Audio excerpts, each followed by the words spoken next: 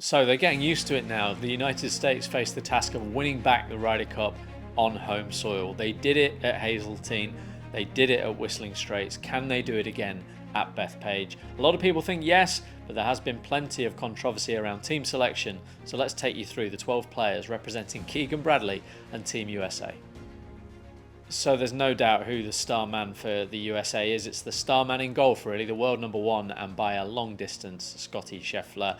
He's had an extraordinary year, even by his standards, winning the PGA Championship, winning the Open, both of them by wide margins. And this after a 2024 season, which some felt he would do well to better. Well, he's done that in no uncertain terms.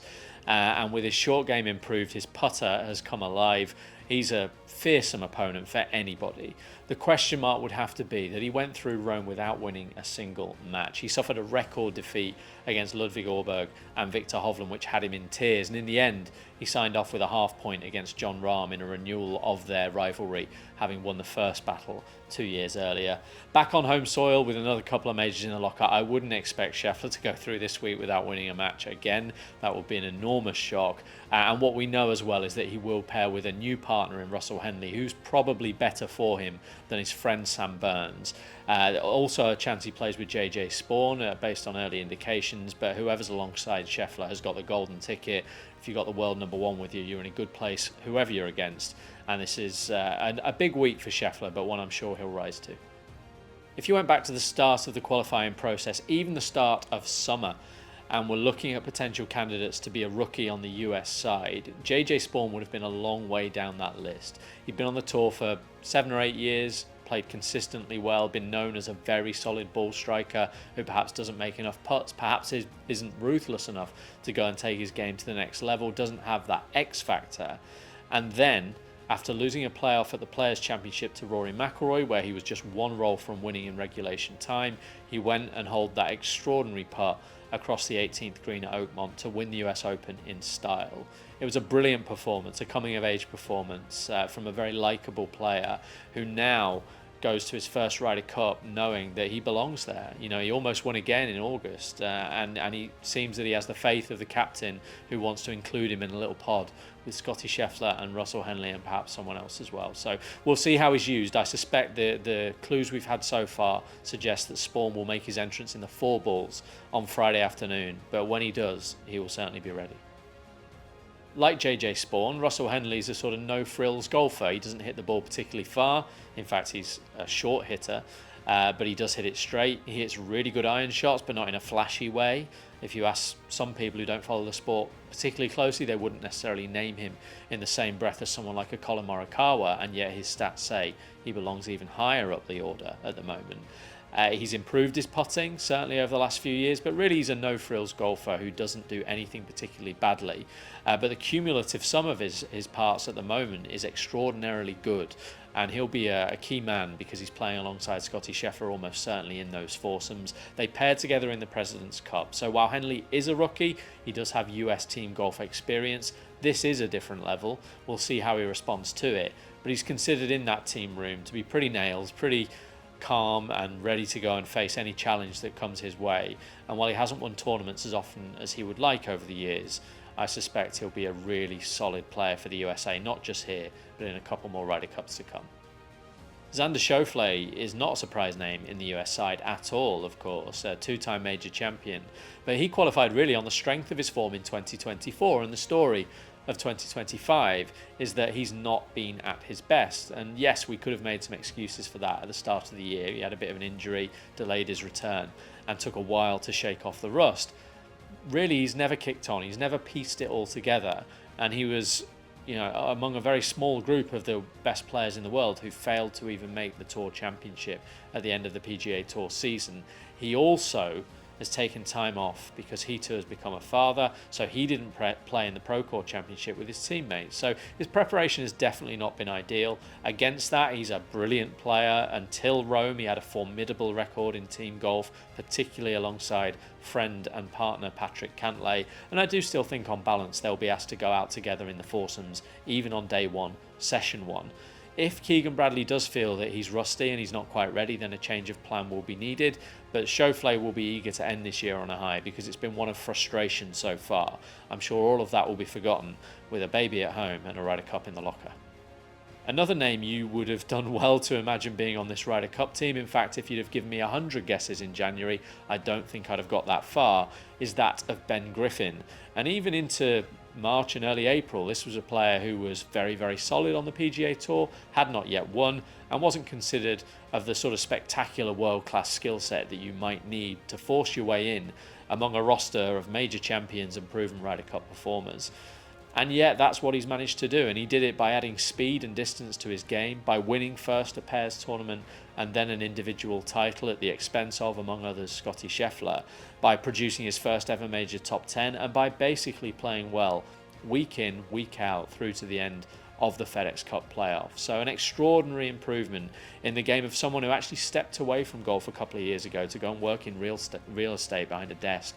Thank goodness he came back to the sport, because he's now a PGA Tour winner, a Ryder Cup golfer, and the only question he has to answer, we know the skill level is there, it's can you cope and can you reproduce that level of skill when you face the pressure cooker of a Ryder Cup in New York.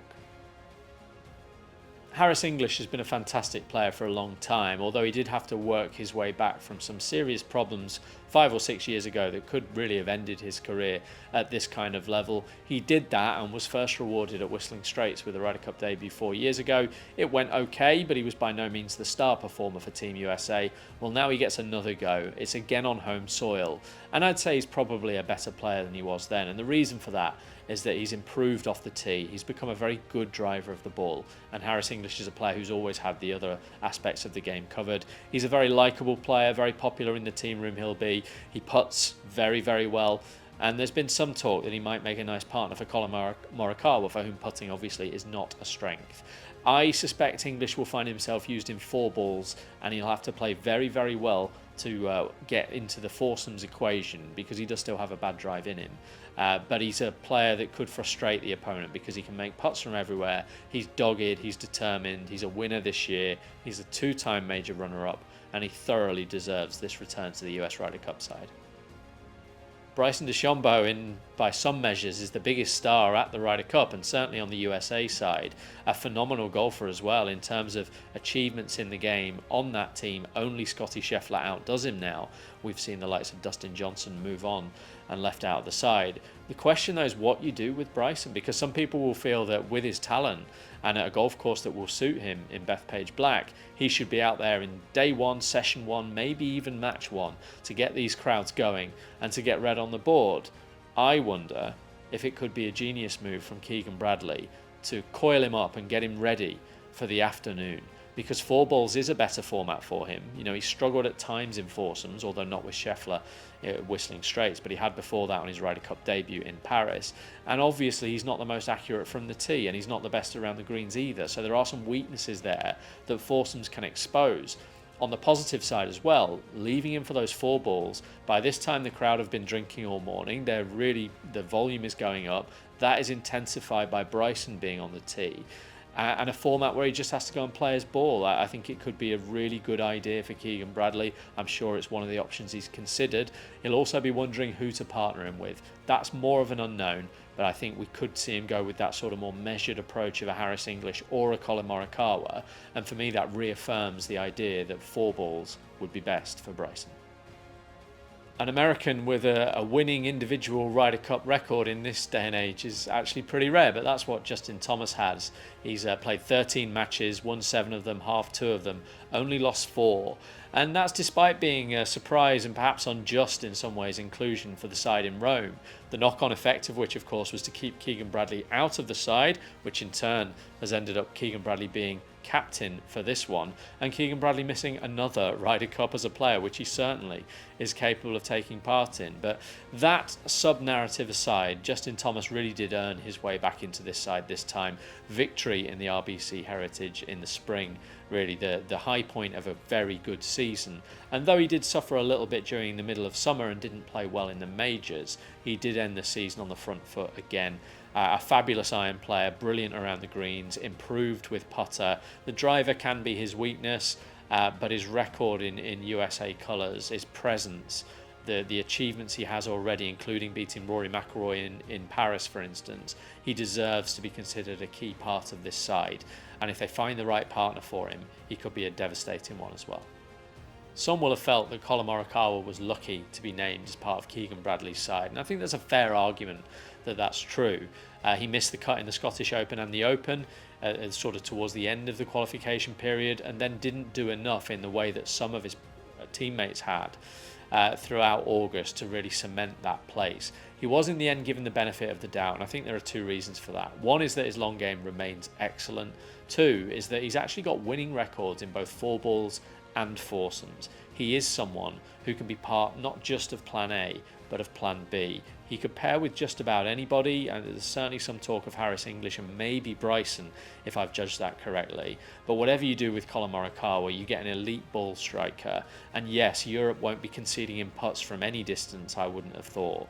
But don't be surprised if he steps up here. He was very good on debut at Whistling Straits with Dustin Johnson and on his own. And he played okay in Rome. He was hamstrung by a bad partner early on. I think he'll have a point to prove more than anyone. Perhaps he'll feel like he's lucky to be here. And he's a world-class player with 2 majors to his name. So don't be surprised if he plays a key role.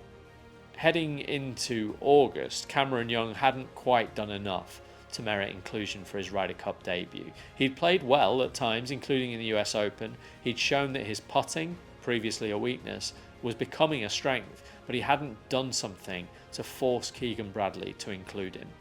Then he won the Wyndham Championship. Alone, maybe not enough, but from that he went and played well in the final 3 events of the season and really forced Bradley's hand.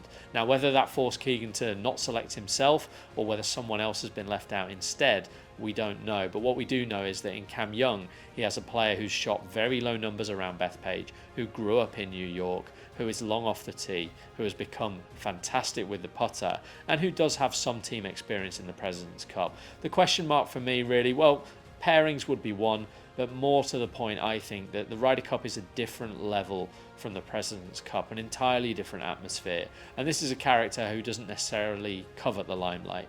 He doesn't necessarily embrace the raucous crowd. So we'll see. We might see a different side to Cam Young. What we know we're going to get is quality ball striking and improved putting. The rest, I think there are some questions to answer. Patrick Cantlay has not had the year he'd have hoped for. In fact, it's 2 years now since he last won on the PGA Tour, and his frustrations in major championships in particular have continued. There were some who therefore felt he was not worth a place on this US side, that he could be left out. But I don't think that was ever on the table. Let's not forget that this is the man who stood tall under intense pressure and held that putt on the 18th hole against Rory McIlroy, no less, in Rome. It was a putt that at the time gave the US hope. Before that, he'd been brilliant in a couple of President's Cups. He was excellent on his previous Ryder Cup start as well. And this is an all-round quality golfer who, yes, has struggled a little bit over short putts this year, but has a natural partner in Xander Schauffele, could really pair with anybody. And I think probably does care a good deal more about this than sometimes he lets on. So never a doubt for me he'd be in the side, and there's no doubt in my mind as well that he'll feature in the very first session, those Friday foursomes. Sam Burns and Collin Morikawa would probably be the 2 players who are most at risk of losing what had seemed likely places in this Ryder Cup side. And I think Sam Burns in particular is the one who can count himself fortunate. It's been a couple of years since he won the World Match Play.